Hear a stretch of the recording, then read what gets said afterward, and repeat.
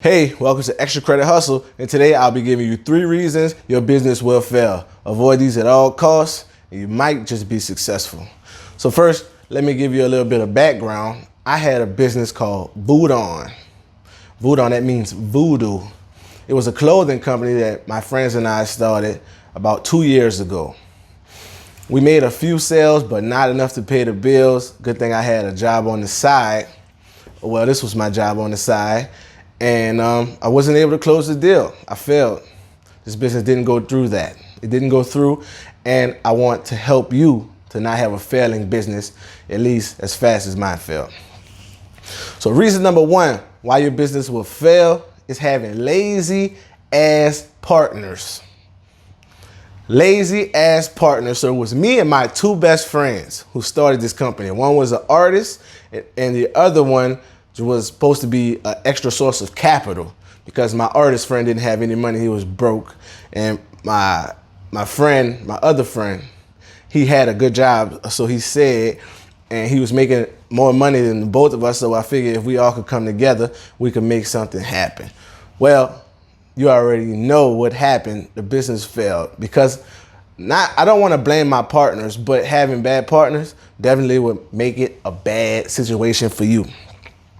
What constitutes as a bad partner? Partners that you're not compatible with.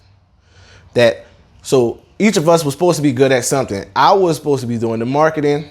My other friend was supposed to be doing the artwork on the clothing. And my other friend, he was supposed to be doing, his girlfriend was in marketing or something. So he said he was going to be able to do marketing. He had all these books. He had all the answers. Well, we used to have business meetings and one of my partners wouldn't show up. So you have to be able to coordinate your efforts with your partners. Do you guys mesh together? Are you guys compatible? So my artist friend, he was scared to put out artwork to build the brand. He wouldn't go with the plan. So we couldn't come together with a plan that we all could follow up on and finish creating the brand and finish strong. Now we did end up getting some products out there, but we had my other friend, I'm just gonna say these guys' names, Carl and Havine.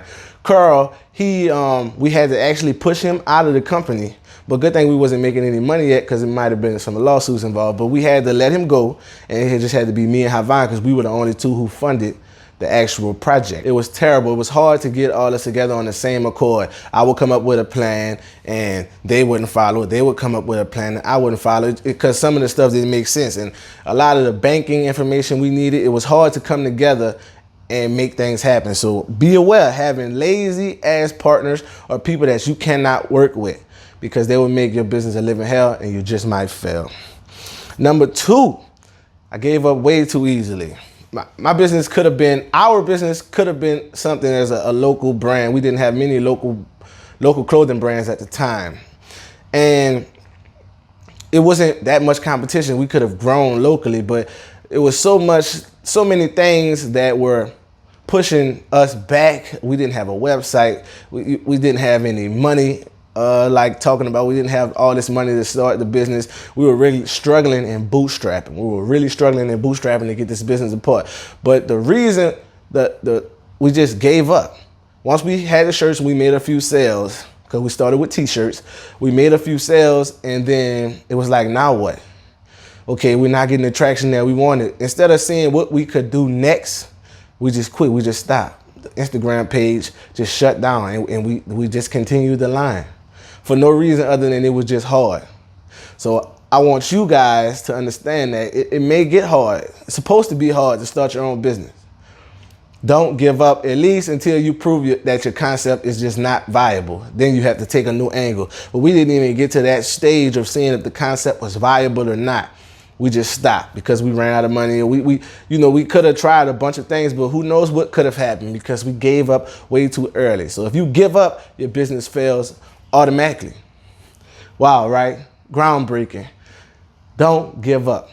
Keep trying, keep pushing, and see what can you do. Instead of saying this isn't gonna work, ask how can we make this work in your business? How can I make this work?